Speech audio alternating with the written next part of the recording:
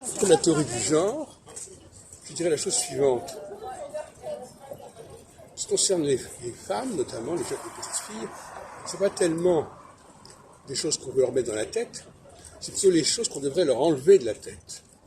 Parce qu'elles ont un comportement spontanément, de certaines manières, elles sont constamment en train de parler de moi j'aimais, etc. Et par conséquent, le meilleur service qu'on peut leur rendre, c'est de leur faire perdre ces mauvaises habitudes. Donc on voit bien que, moi j'inverse les choses. L'éducation n'est pas là pour les formater d'une certaine manière. C'est au contraire, l'éducation est là pour leur enlever une certaine manie de fonctionnement, certaine manie d'expression, qu'elles ont spontanément et dès la naissance. Et donc le problème est exactement inverse de celui qu'on dit. Et ce qui est intéressant aussi, c'est que statistiquement, quand on entend une femme parler, non pas avec cathédra, mais dans la conversation familière, on peut compter les centaines de fois où elle dit moi je, mais, j'ai.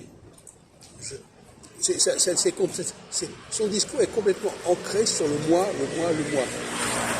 Même si, par ailleurs, au niveau professionnel, elle peut tenir des discours totalement différents, qui montrent qu'il y a un hiatus extrêmement intéressant entre la façon dont les femmes parlent spontanément et la façon dont elles parlent quand elles sont dans une posture professionnelle où elles sont à raconter et à véhiculer des savoirs qui sont souvent masculins.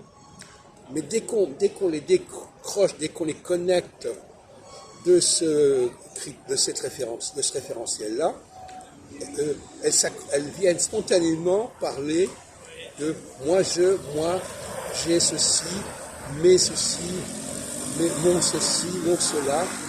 Et tout à l'heure encore, j'écoutais une dame dans le bus, elle disait qu'elle était psychosociologue, mais quand elle parlait avec un monsieur qu'elle avait rencontré, je ne peux même plus compter le nombre de fois où elle dit j'ai, je, moi.